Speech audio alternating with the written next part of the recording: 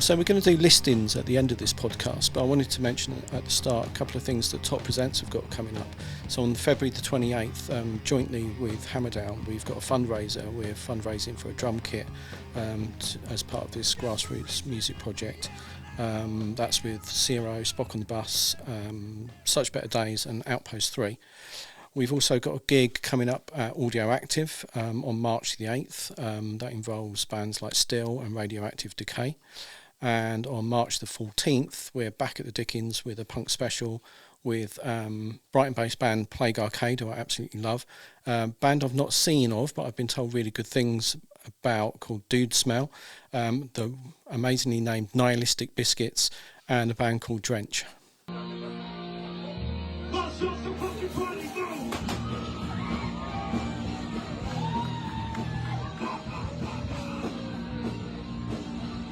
So Kev and I have attended a few gigs recently, one that we put on, which was Valentine's Day Massacre. That was at the Dickens. Dead Bottomies, The Ducks Will F You Up, Nosferatu and Credentials. And it was really strange because Nosferatu were the third most surreal act on the lineup, which has never happened before. I've not seen the Ducks before, and yeah, there were prams and there were some weird stuff going on, and masks, and Credentials pretty much just smashed the place up. So that was great. And then the day after that, we were at the Anti-Nowhere League gig at the Factory Live. The Factory Live are now putting on some punk gigs this year, including that one, and including local support. So we had Fat Problem, who include a local drummer and mostly Brighton-based. And the Credentials were back and played there. Interesting. One of them was playing a bucket with a crutch. It was all to do with their guitar amp or guitar lead failing, and that was great.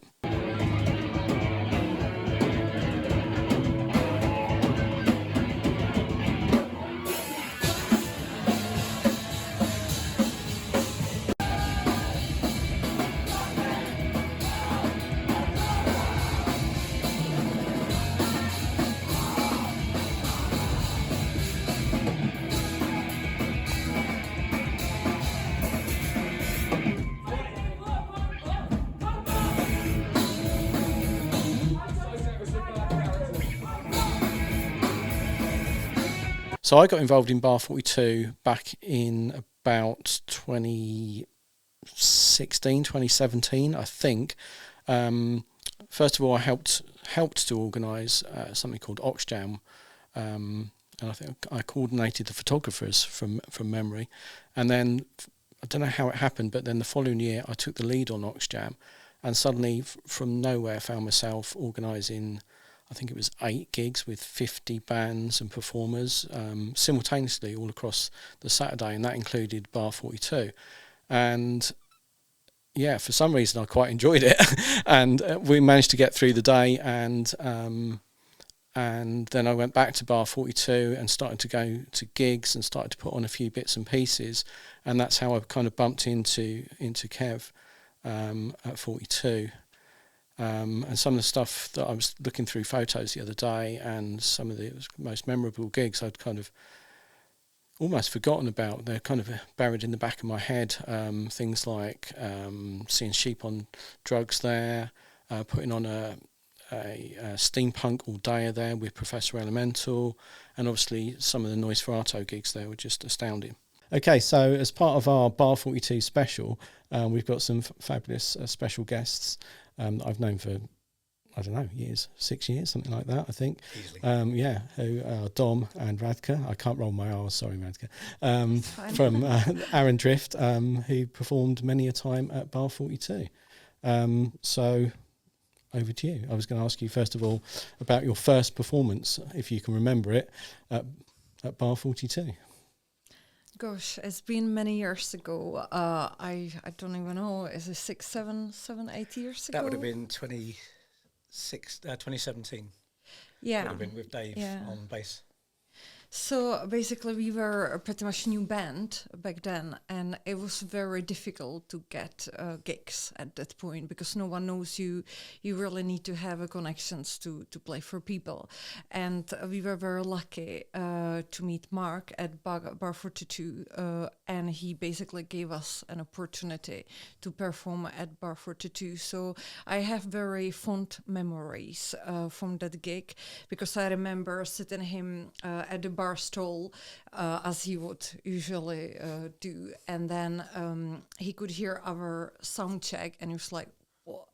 Like, he was quite impressed, So, and because I was quite nervous before the first gig, as you would naturally be, this kind of gave me the confidence, And then things were rolling since then, right? Yeah. And Don, what did Bar 42 look like when on your first gig? Because obviously it wasn't set up in the same way. No, it It was the didn't old have one, when you still had the doorway through to the loading area at the back before the stage was put in. But still had the furry wall, which was nice. Still mildly sticky floor, which reminds me of 90s Camden and that whole indie scene, which I liked. We'd been in Worthing for probably a year before I found out Bar 42 existed, just by chance. That's the importance of something always being on, because it was just that we were out for a walk, and just I was like, that's a drum kit sound checking somewhere. We walked in, I was like, I'm having a bit of this. It's got exactly the right vibe, and as soon as I got chatting to Mark, you could sort of see the focus of the place, and just it had a good feel. It had that sort of early 2000s feel from around London and North London, and it's good. So I stayed there for a gig, and it's always good you pop in. The first 3 bands on the first time you go in, they're all pretty good. So that's always a good marker for coming back. Yeah, definitely. And how was it you ended up performing as part of a Comic-Con and then filming a video at what was St Paul's and now the venue? Well, the Comic-Con connection came through you, didn't it? Yes, it came from me, obviously. It was offered by you, so thank you for the opportunity. I think we basically wanted to record a video for our single called Snow Queen, and I was searching for the best venue. And I always imagined that song should be set like somewhere in a church. I just wanted to create epic video for epic song. And I contacted quite a few venues, and these places would be either expensive or it would be very difficult for us to make a video there. And then I end up basically speaking to people who were running that venue back then, and they agreed that we can hire the venue, and we did a Snow Queen video, as I think lots of people who came to see our gigs have seen the video. And also Colm obviously managed to see the video. And then based on that, I think you invited us to perform at Comic-Con. At the right? Wormhole, yeah.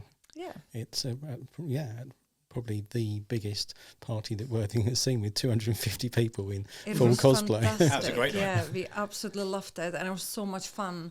And there was lots of bands. It was really good. Oh, it was just great for me because I could get bands like you who perform at 42 in front of 40, 50 people, 30 or 30 plus 20 out in the front having a smoke, and put people, bands on a bigger stage in front of 200 people. It's just an honour to be able to do that, I think.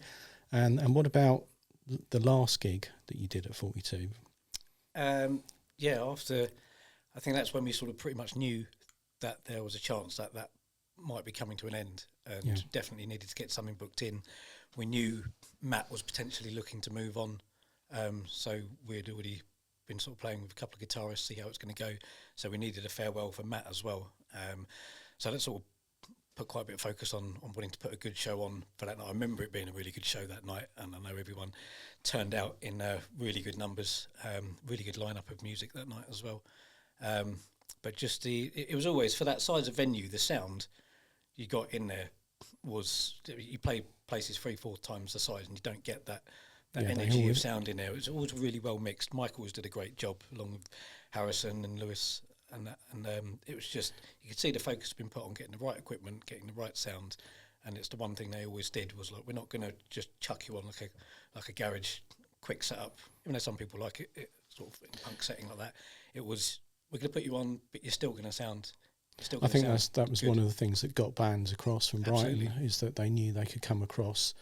There was a house drum kit. They didn't have to bring that much kit with them, and they knew the sound would be good with Mike or whoever on the desk. It's nothing better than a plug and play gig where the sound is already sounds like you're playing a sort of 250, 300 cap venue. Yeah, it's just there. You get 50 in, and it's packed out. And if you walk in, it could be a couple of kids from Northbrook or Black Peaks or Monuments, something there. So it was a really good mixture as well. There was no snobbishness about music. Oh, really. Incredible. I mean, I've been looking through photos from Bar 42 over the last however many years. I've got photos of different gigs on my phone, and just like, oh, I forgot about that one. Oh, I forgot about that one. Mm-hmm. Oh, Steampunk Day, forgot about that one. Charity gigs and everything, and just so much across the years. Mm-hmm. Incredible. People forget how important those venues and contacts like Mark and that are at the time, and the other bands you meet, because for us starting out, I mean, how important was that? Absolutely, yeah. So we made lots of connections in Bar 42 as well. Like, one would thought that it was very small venue and playing at that bar doesn't mean anything. But actually, I think it was very important for the community, and it was very important for the bands as well, because we could, as I said, we could make connections, and we were slowly starting building our following, which was very helpful then going onwards. Obviously, because then we would start gigging in Brighton, in Green Door Store. We play a gig in Patterns, and then from there we also started to book some festivals, which was fantastic. So I think these small venues are very important for the bands, because where else you want to start? It would be very hard for you to start playing big festivals right away. No one's gonna book you for Reading, I think. Or even medium-sized venues, to try and get for a small band to go in and try and get a gig at a 200, 300 cap venue is yes, it is. Without it is a track record difficult. Is going to be tricky, isn't it? Absolutely, yeah.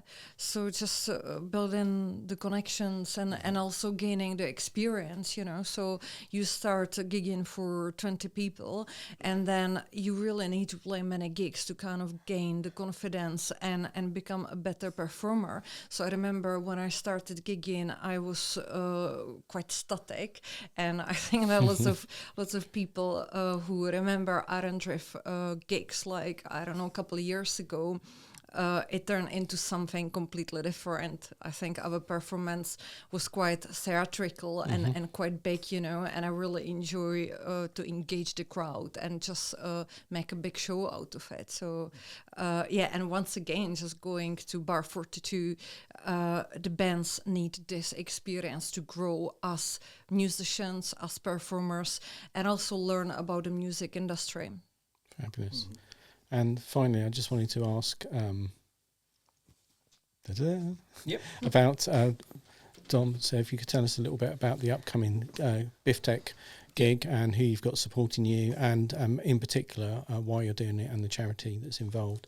So that's in March. Is it on the 15th? Yeah, so Paddy's weekend, 15th of March, so good excuse as well to get out. Because it's chalk, because it's a weekend, a lot of the venues now are early curfew, so it's... Brighton was always a bit tricky to get out of by train if you're finishing at 11 down on the seafront and stuff. So now this is 6 till 10, music straight away from 6:15 onwards. So this is I've been going to Sobs for a couple of years now since Lucy took her life, which is my sister. Yeah. And groups like this, which I didn't know exist at all at the time, because you go through something like that and you go to the GP and it's like, filled his form out and what drugs would you like? Yeah. And I'm just like, I don't want medication, I want conversation. Right, I need to speak to people who've been through the same stuff, and that's what is really important about this, because till you get in a room with other people who know what you're talking about, sympathy is great, but you need to, all the dark stuff needs to come out, all the humour needs to come out, everything that you'll get through talking with other people who've been in the same situation. So they've been great. There's not enough groups. I have to go to Brighton. Nearest one after that is, I think, probably London. Then you're going up to sort of Coventry and over to Norwich. You sort of need them, Worthing, Brighton, Eastbourne, Hastings, because travelling, especially if you're in the early stages of it and you're finding it really hard to get out of the house. Yeah, well, it's about, the gaps in our kind of mental health provision, isn't it? They got it on Teams and got it on phone calls and that. There's nothing better than being in a room with other people. You can sit in there, and some of them are fun, some of them are terrible, but it's all part of the process. So wouldn't put something on to give get money back for them. Like I said, I've got to update this because I just booked another act on last night. Oh. But we've had great feedback from the guys in the subways. So Billy Lunn and Camille are going to come down, and they're playing a set as well. We actually met the subways back in 2003 in Aldgate East when I was in Biftech, and we're both young bands on the scene trying to get them booked on a night. Some blues band over from Canada have been booked on. And then sort of, it's funny when you see the bands go different trajectories, that we've gone one way, and then Subway had great success, obviously gone off. And I remember going to see Oasis one night and they came out as support. Like, what the wow, okay, that's great to see where they got to. And so it was nice to get in touch again. They can be more helpful about saying, yeah, absolutely, love to come and do something. Just had confirmation from a guy called Harry Mould last night. It was London-based, sort of indie punk, a bit of funk, bit of Cuban stuff in there. Really good energy. He's coming down, probably with some bandmates as well, do full band. And then we got Nico, who's moved to Brighton, who's an old friend of ours, good mate of my sister's. He's a sort of comedian, actor, writer, and musician. He runs Stupid Heart Club's open mics in Brighton, which is basically like a collective for come along, get involved. Even if it's your first gig or you've done 100 gigs, whatever, come down. So we've got him playing some of his old tracks, some new tracks, a guy called Delphine, act called Crimson. So it's just going to be a nice mix all the way through, sort of 4 hours of just non-stop music from different genres, and we just need to push as many tickets as possible, basically now. Excellent. So yeah, that's 15th of March, and that's after this podcast comes out. So everyone's playing for free, so every penny goes to them. So the more people we can get, the better. Excellent. Thanks for that. Thanks, Tom. I think it's so important, isn't it? And obviously incredibly personal. Yeah. And so thank you both, and thank you, Radka, as well, for joining us on our Bar 42 special. Thank you. It was lovely to see you. Thank you. Cheers, buddy. Today we're starting the Bar 42 special, and we have Mark, who was the owner-manager of Bar 42, and Mike, who was the main sound man, I would say. Is that fair enough? You were the sound man. It's not my place to say. No. Main man. But yes. But, yeah. He was one of three. Yeah. But I mean, he probably did the most nights. Would that be fair? Yeah. But anyway, I'm going to start with, when did Bar 42 start? 2011. Yeah. April. It was Easter, actually. We opened. I didn't have a clue what I was doing. I annoyed my mum and dad, and they lent me a load of money, and I had this idea of not even live music. I had this idea of just doing an alternative bar because there was nothing in town at all, and it was mainly because I was going out. So that's my why question then. So the why is because there wasn't really anywhere else. No, there was nothing, and I used to think this town was terrible for. Kind of still is, I suppose, but for alternative people. So that's what I kind of thought about doing. And that didn't work. So it started mainly as not DJ, but just an alternative bar. It was. Like an alternative rock bar. Yeah, it was more because when you own a bar, you'll see it in town as well, is a bar will reflect the personality of the person that owns it. Yeah. So 42 at the start was very sort of indie, sort of. It was mid-90s. What you were into. Yeah, really. that's what I liked. Yeah. So, and that's what I did. If you don't like your own bar, there's something wrong. Yeah, it's always going to be, because obviously what you like, you think, well, everybody else likes that as well, don't they? And then it turned out they didn't. So, so I had to do so we had to do something new. So that's when Adam, who's my assistant manager at the time, well, he wasn't my assistant manager at that time, but he was later on. He said that. His sister was going out with this guy that was in a band, and he knew some other people that were in a band. That was The Crown, which is John Liffin. They recorded Concordia now, and he said, "Should we just put a gig on?" And I'm just like, "Well, where?" Well, in the back room. And at the time, we had sort of sofas in there, and we had this big DJ booth thing. And I went, "Right, well, but put why it in not?" there and see what happens. There were windows in there, and there was no blinds or anything. So obviously, I didn't know those were windows. Yeah, it was terrible. I mean, terrible. And there are old photos somewhere of it. And Mike's probably got some. Yeah. I've got a couple. Yeah. So we had some gigs, and we obviously had no sound man at that point. All the equipment was borrowed. you remember the first band, the actual first proper band you played? Crown. They played 2 weeks running. They They played, and we were really busy. so busy. We were really busy. So long, you had to get them back in So again then- the next week. Yeah, so then Niven said, "Can we play again?" I said, "How about next week?" Yeah. Because at that point, we were making no money whatsoever. We were literally just making money because it was sunny outside, and it was a pretty good summer actually, the start of the summer anyway. And then they played 2 weeks running, which is obviously horrendous. And it was the same people that came. I think to the number, I think there was 62 people came first one, and like 61. And I was asking where he was because it was just exactly the same crowd. Yeah. And I think they were just glad. I mean, for a start, the crowd were just pleased to not have to play in the sort of like the refectory at college, because that's where they did all their gigs. Back room. So at it's the still a Vineyards. step up for them, even though it's the back room of the pub. Yeah. So they were pleased to have somewhere else to go, and they actually had a bar where they could actually get drunk and stuff. That's when youngsters used to get drunk. No, they never did. And then then it sort of went from there. I thought, well, this could work actually, but not like this, because the room's horrible and it's pretty So bad. you had a vision, a bit of a vision straight away. Vision, but it needed to be a really, really budget vision. Well, I was about to say, because what's really the biggest problem starting it up? I'm guessing it was money. It was money, yeah. It was certainly wasn't the ideas. I mean, that's when I met Lewis. Lewis came in first, and Lewis said, "I heard you had some gigs on." I said, "Yeah, are you in a band?" He goes, "I am, but I'm also a sound man. So do you need a sound man?" I thought, "Well, probably, yeah." What's that? Yes, yeah. We bought an 8-channel mixing desk. Yeah. Because we didn't have like the stage snake or anything. He was just like right It was by just the literally, PA and right there. On and the just- front yes. left speaker, wasn't it? Yeah, so he was just getting hammered by the PA.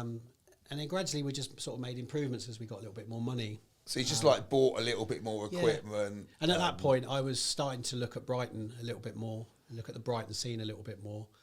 I thought we need more bands, really, because obviously we weren't going to get enough. So I started to go to gigs in Brighton and ask and meet up with bands there. And the first one I remember was Screamer Ballerina. They were absolutely amazing. That was like, it was different music to what we'd heard already. Right, yeah. You know, because they were just absolutely brilliant. And then we got Rich Ravenhill came in and said, can I put a gig on for Collisions? And Collisions were incredible. And then I just thought, you know what, Brighton's a bit of a hotbed. So I'm going to get over there and I'm going to go to a load of gigs and start. And just dragged them over. Yeah, so Blackfire Rising came over because they knew them, because obviously everybody knows everybody, don't they, in the music scene. Yes. So, In Brighton. so we could Brighton get is different- quite a small town Yeah, we for obviously a so-called city. We struggled to get people from Brighton to come over to Worthing because it wasn't Brighton. That hasn't changed, has it? No, but Not punters, but don't. we still did okay. And what happened was, once word got round that Collisions were amazing, the next time they played, people were like, well, I'll come and have a listen then, because I'm not convinced. And then they play, like, oh my God, they're amazing. And there was no stage or anything at this. Yeah, and obviously we knew Bleed Again. So there was Red Sleeping Beauty, Bleed Again, Meatloaf for Mary's, I would say, and Poppy Atom Buzz. They were the first, and obviously The Crown as well. They were the first 5.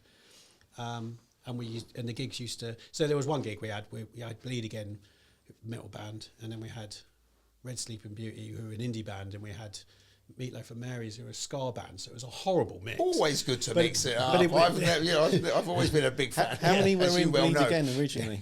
How many were in Bleed Again originally? Well, it was all. It seems to they go had- up. It's like they a had rugby 2 team. vocalists at the start. Yeah, they had 2 vocalists at the start. So I don't really remember what they did. I think they both screamed. Yeah. Yeah.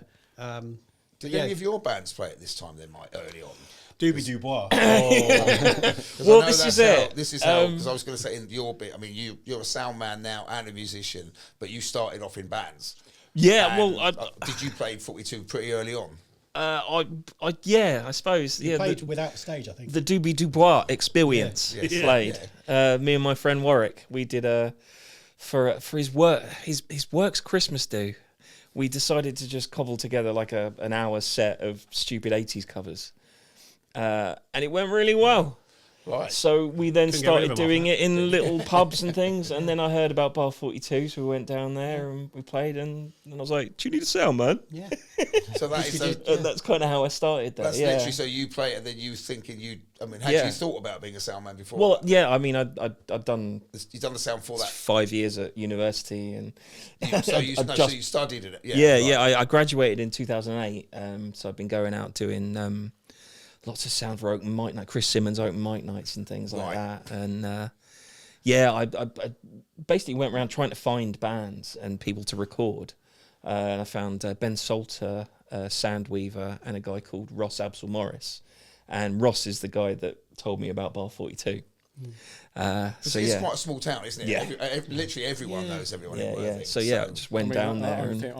That's where we first bumped into each other. Yeah, well, that's where you met, isn't it? Yeah. At Bar 42, probably about 2014, 2015. Probably, But the thing that surprises me about Worthing, and I don't know if it's the same in other towns because I haven't lived in other towns, but the scene was still quite fractured. Yeah. So you got the open mic scene. Yeah. So yes. Although they like playing music and listening to music and stuff, they don't go and listen. They don't go and watch bands. That's still. That's not totally true now, but it's still a lot of them don't. Yeah, and you got the people that go to cover bands and tribute acts, but they don't go to original bands. Yeah. So although they tell you that they love live music, they don't. Well, they're not willing to take a chance. They want it to be semi-guaranteed. I think. So there were 3 scenes, and I didn't know that at the start. So I just thought if I just put on good bands, then people are going to come and watch, aren't they? Because that's if they like live music, and that wasn't quite the case. No. So how long do you think it took you to kind of crack it where you thought, actually, I know what I'm doing, and this is a music venue? 6 years. Well, I don't know. I think I cracked it by about 2015, 16, so the Imbian, around the Imbian years, but we were still losing the money. so I didn't feel like I'd cracked it. No. I just felt like I knew exactly what I was doing, but we didn't really start making money until probably 2017, and then the refurb came, which we didn't want to do, but the landlord forced us. Had to, really, yeah. He forced us into it. But that did make it... Well, we had to borrow a lot of money, which is why we didn't want to do it, because we felt at the time we were doing all right, and we were getting some bigger stuff in, and we were doing all right. But then we got forced into it, borrowed the money, and we borrowed 20 grand, and we paid that off in like 18 months, I think. It was just like really, really quick. And we were flying. It took us to the next stage, though, didn't it? It really did. Definitely took us to the next stage. It opened up better bands as well. And also more variety, because that means we could put a tribute act on to take... Because what the tribute act did is it took the heat off the calendar. Yeah, it subsidised, wouldn't it? It subsidised some of the more... Yeah, because sometimes I was putting on gigs on a Friday or Saturday night that shouldn't really have been on a Friday or Saturday night because I didn't have enough bands. I didn't have enough people. And I knew that if I put the quality stuff on from Brighton, then no one would come to it. So it was a bit difficult for me. So if I just put a tribute act on, and we had Debaser, obviously, as well, which was the DJ night, and we had Samurai, which is a DJ night, which meant that we had more bands on rotate, which means they could be put on less often, which means the crowds were bigger, and that just snowballed like that. Well, also bands people in Brighton were talking about it a bit as well. I was bringing all sorts of weirdo bands from Brighton over. Yeah, well, the good and thing you with supply Brighton, the big thing, because people have always said to me, "How do you get some of these bands?" It was the back line. Yeah. You know, no venues in Brighton supply a back line. This was the point where the quality of the sound, wasn't it? The sound quality. The sound was. It was good in there. I was going to say it always punched above its weight. Well, also with Brighton, the good thing with Brighton, although it's terrible for Brighton really to be like this, but it was good for us, was that a lot of bands from BIM and the younger bands and the older bands, because I remember like bands like the Lanes, they couldn't get a gig in Brighton at all. No, because it was a very close shop. So if you didn't know the people in the venues, you weren't getting a gig there. So they had nowhere else to play. So once they heard about 42, they just sent me a message. It's Thursday night sorted. And I used to say, well, we'll start you on a Thursday, and then if it works, then we'll put you on. That was it. Then you can get a prime support on a Thursday. I didn't say if you're any good, we'll put you on a Saturday, because obviously that it was more like if you bring enough people. Because that it was a bit in of a way both, that's really. where the buck stops at times. Isn't it? It was a bit of both. Yeah, I mean sometimes I put on bands that were just like Igloo, one of my favourites. I put them on Friday, Saturday. They were from Seaford, so I mean. There was 3 of them in the band, and one of them had a girlfriend, so that's 4 of them that used to come. It's a bit of a trek. They didn't bring many people, No, but the people that came was 2 people. Really, So big. It's a bit of a trek, isn't it? Seaford. I mean, so obviously I it's couldn't hard enough to get everything from Brighton at Seaford. So obviously I couldn't put 3 Igloos on the same night because there would be 12 people there, and 9 of them were in bands. So I used to put them on with like Stephen Akira, or put them on with Bleed Again as a warm up for Bleed Again, or something like that. Put them on a show that I knew was going to be busy, and then I knew that people were going to love them because they were really good, and that was okay. So it got to a point where I could put on a band I knew weren't going to bring anybody, but they were going to bring quality. So we had Flashfires, who were from Basingstoke. They were great. Who were really good. We had Alchemy from Canterbury, who were really good. Echo Tape. Echo Tape, amazing. Have you ever thought how many bands you put on? Oh, loads. We were talking about it in the pub earlier. It was just like we're just coming up. I mean, Operation Kino, I'd forgotten. Operation Kino, I'd forgotten completely about them, but they were from Brighton, so they were my favourite metal band. They did bring some people with them, so that made it a little bit easier. And which bands have really gone on to play bigger venues and to play? Trash Boat. Trash Boat, yeah. I should have worn my hoodie. Yeah. And what's both of you favourite 2 gigs there? I mean, I'm not going to say 1. God. I thought you were going to ask me 3, so I made 3. All right, 3 then. Yeah, 2.5. Well, the favourite gig was Monuments, because that was just that was a gig I didn't think we were going to be able to do. That was the one where the truck was bigger than the venue. Bigger than the venue. No, the tour bus was bigger than the venue. It's all bus out the front. And they just turned up and I said, stick it there to the guy, and he's like, "There's double yellow lines. Just stick it there. I'll pay the ticket. You'll get a ticket. I'll pay it." Like, he's like, "All right." So we just left it because they had to plug in, because they had all the tellies and stuff on there, and they obviously need electricity. So they run a cable from outside round the corner into the plug, and then I had to put a thing on, say, leave the plug, because it might turn off Simpsons or something. Something could happen. On the bus. So that was a gig I was nervous about until about half an hour into the headliner, and then I finally turned around and said to Emily, like, "Get us a pint." We've nailed it. Because I think we've done it. I don't think anything can happen, can go wrong now. But looking back on the quality of the music, that was crazy. That was good. Like Cadinia played, Atlas were from Finland, I think. Cadinia were French, Voller were Germany, Denmark, and then Monuments were UK. That was special, wasn't it, that one? And that was an unbelievable gig.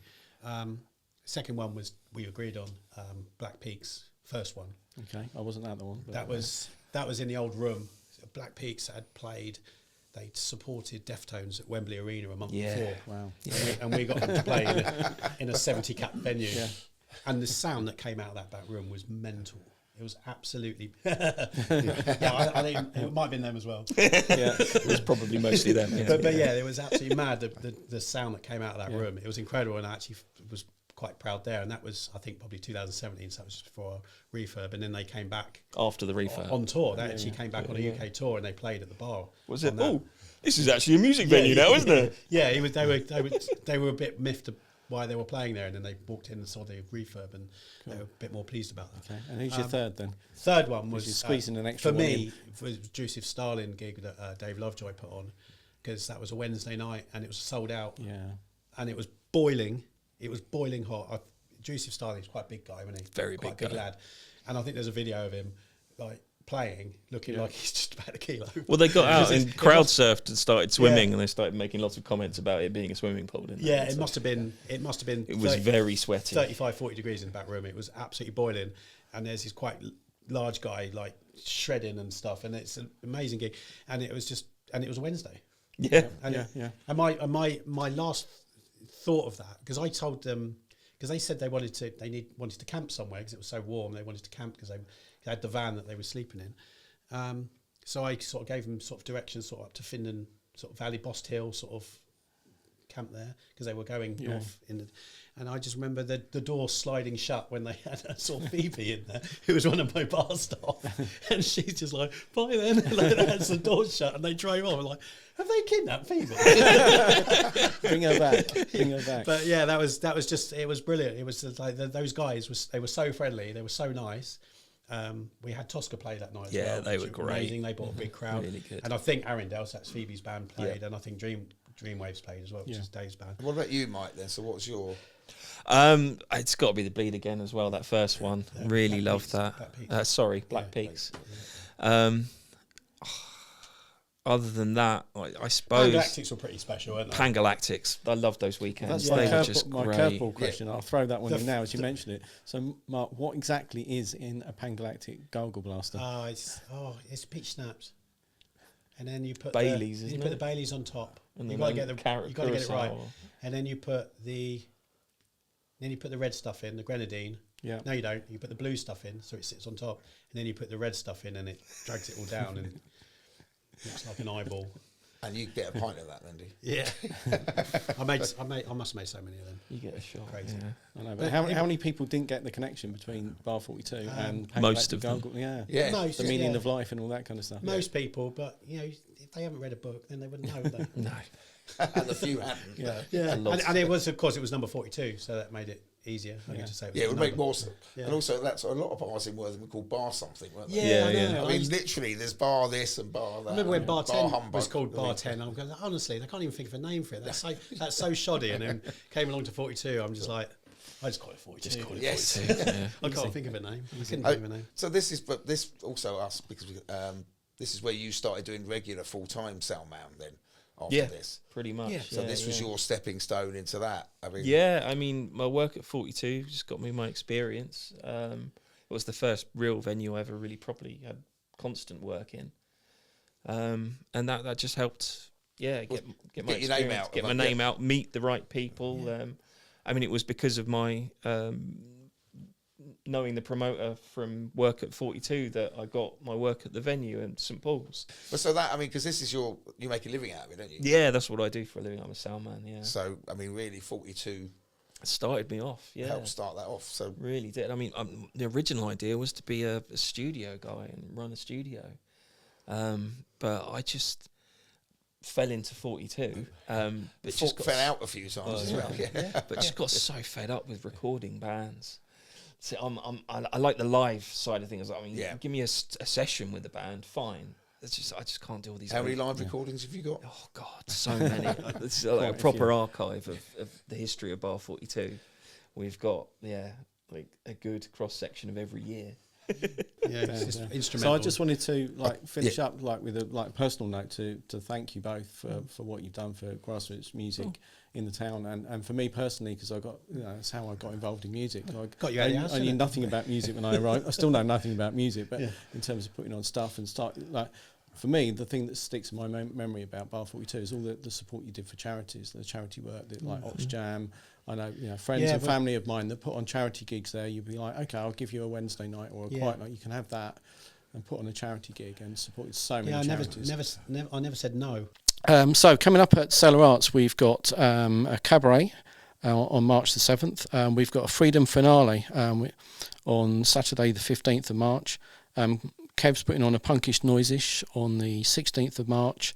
And we've got a singer-songwriter called Evangelina Eastwood on the 28th. I believe there's also a Defining 10 on March the 27th. The guest for that is yet to be announced, but will be announced shortly.